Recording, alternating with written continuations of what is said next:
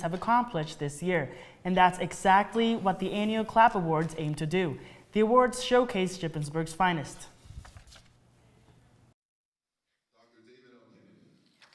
Last night, the Campus Life Awards program gave out awards and grants to promising Shippensburg students and organizations. Before the awards ceremony, nominees were treated to food and entertainment while they mingled. Among the many recipients of awards, Ship Says No More won the Impact Award, and the Equestrian Club walked away with the Promising New Student Group Award. And after the awards, nominees scrambled to find additional prizes hidden under their chairs. For SUTV News, I'm Nick Holub.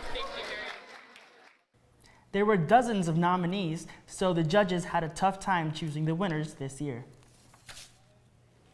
More than 2,000 alumni, friends, and family will return to Shippensburg from all over the country. At the end of May, all alumni are welcome to attend Alumni Weekend. Showcase the campus to provide updates for the alumni to come back and see some of the changes to the campus, and it also provides those alumni the opportunity to celebrate with their classmates from when they were here as students. So, alumni will tee off the weekend with the 27th annual golf tournament. The rest of the weekend is filled with activities like wedding vow renewals, pub and grubs tour, and a trip down memory lane exhibit. If you want to learn more about Alumni Weekend, visit SUTVnews.com. And you won't want to miss a special SUTV program airing tonight after the newscast. The Critique tells us about the problem with princesses and how popular literary characters fall short of the real thing. Since the Grimm brothers began publishing fairy tales in the 19th century, these iconic characters are praised for their beauty, compassion, and a knack to always find a husband. But do these beloved princesses create more problems than they solve? You know, questioning the girls more about their interests and what they think about something and less about how cute they are. You know, the good parts of it, I think we still have some of that.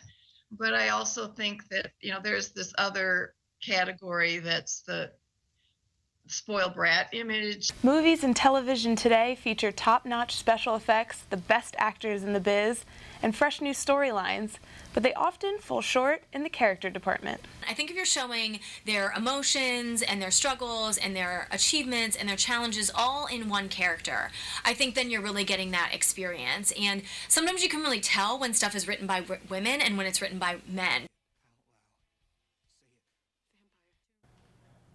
Movies and television feature some of the worst culprits of misrepresentation, from stereotypes like the boy-crazy woman to femme fatale. Join Holly Harrer and Louis DeSanto next after the newscast.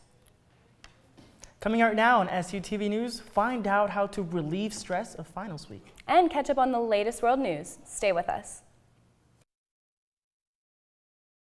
It's the time of the year most students have a hard time dealing with. Finals week calls for long hours in the library, last-minute cram sessions, and a spike in stress levels. Alexis Hillard may have a few solutions. The semester can be the most stressful time for students' college career. From sleepless nights of studying for finals to over-caffeination, students get overwhelmed. So here at SUTV, we came up with a few tips to keep your stress level at a minimum. Try setting some time aside to get out and spend quality time with a furry friend. It is sure to put a smile on your face. If you're itching to spend some money, take a few hours and get your nails done. It's actually pretty relaxing. And for the fellas, you can get a masculine pedicure. Relax by heading out to your closest hiking trail and enjoy the scenery nature has to offer. Take advantage of those nice days and shoot hoops with your buddies. You can spend time with your friends as well as getting great exercise. Head over to your local gym and run off that stress. Now manage the stress and get to those finals. Alexis Hilliard, SUTV News. The next time final stress takes over, instead of vegging out in front of the TV, try some of these tips to relax.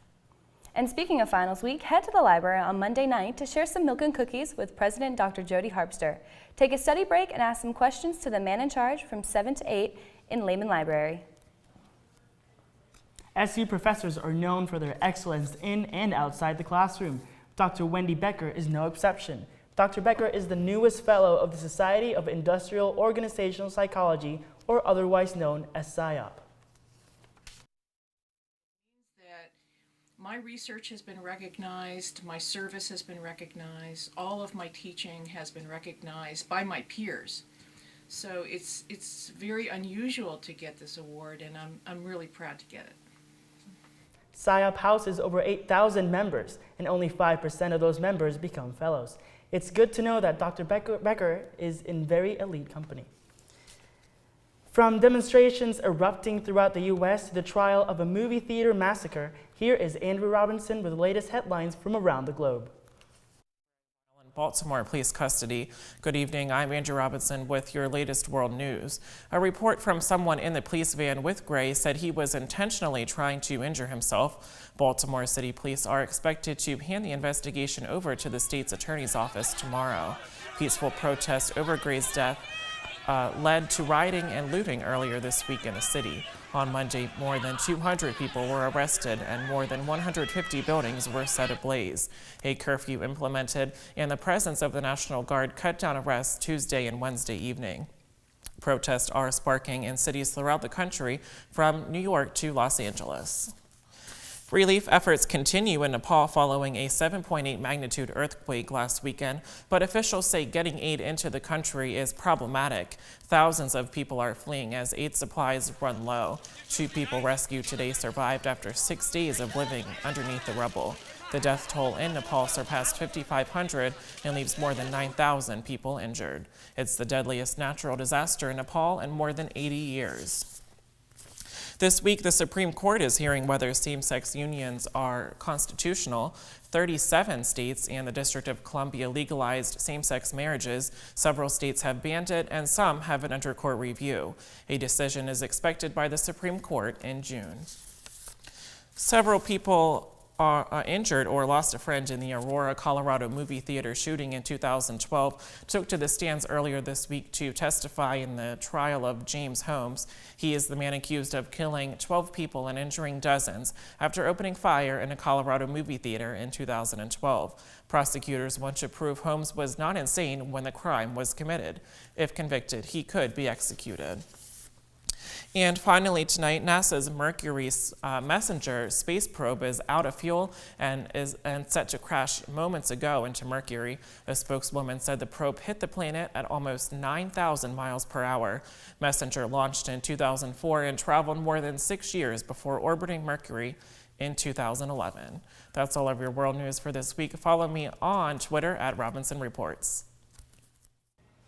High schooler Colin Burns broke the Rubik's Cube world record this week. Burns solved the world-famous puzzle in 5 seconds, and the previous world record was set at 5.5 seconds. Well, that's very impressive, Joe, but I think I can top that. Here we go. Well, coming right now on SUTV News, we have a behind-the-scenes look at Act 5's production of The Addams Family. And find out if there will be clear skies for finals week. It's coming up next. Before Jake tells us this week's forecast, I think he's been working on the Rubik's Cube. Yeah, I think I saw that. Jake, how's it going? And I have not made any progress whatsoever, so I think I'm just going to stick to weather. But I hope everyone had their umbrellas with them today, as it's been raining on and off for the past few hours, and we've even had some thunderstorms in the area. Tomorrow's forecast looks like mostly cloudy skies with a high of 66 and a low of 46. Now, take a look at our beautiful 5-day. Mostly sunny from Saturday to Monday, with highs reaching up into the 80s by Monday and milder lows, mostly in the 50s. Tuesday will end the sunny streak as we may see some afternoon thunderstorms with an 81-degree high. You couldn't ask for a better weekend, so get out there and enjoy the sunshine, and I'll see you back here next Thursday. And hopefully, Alexis Hilliard will be able to figure out this Rubik's Cube. I think I have the patience for this, and I probably won't get much done of it, so I'm just going to toss it over. The family of doom and gloom is coming to ship. Nick Hollop has more. Embarrassing questions to wreck the whole thing. You don't want me to tell your mother you're getting married? Most of us know the Addams Family from the comics and cartoon of the same name, but Act 5 of Shippensburg University is bringing the morbid family to the stage. Directed by Sam Gabrielle, the Addams Family play focuses on Wednesday Addams' budding relationship with a young man. Her family has trouble coping with the reality of Wednesday falling in love with a normal boy. The play is a musical comedy with plenty of carefully choreographed dance numbers. Yes! The cast and crew have been hard at work for months to put on a ghoulish show. Opening night is tonight at 8 in Memorial Auditorium. Tickets are $5 for students and $10 for the general public. For SUTV Entertainment, I'm Nick Holub. Act 5 will be performing the Addams Family play tonight through the weekend. Last week, we told you about the revival series of the 90s classic Full House. Well, it looks like Lifetime is tackling a Full House show too. The show will be a telepic chronicling the lives of the actors behind the scenes. Casting is in process, but an air date has not been determined yet. Unless you've been living under a rock for the past 2 weeks, you've probably heard former Olympic gold medalist Bruce Jenner is undergoing a sex change. The responses to Jenner's announcement range from death threats to calling Jenner a hero. This has obviously been a tough time for both Bruce and his family, but it seems like ex-wife Kris Jenner is supporting her former husband. She took to Twitter to tell the world, "Not only was I able to call him my husband for 25 years and a father of my children, I am now able to call him my hero." Jenner has confirmed an 8-part documentary about his new life as a woman, which will begin on July 26th. Well, that looks like that's all we have for entertainment tonight. See you guys next week. Coming up in sports, we find out who has the home run record for SHIP. And find out who the athletes of the week are. Sports is next.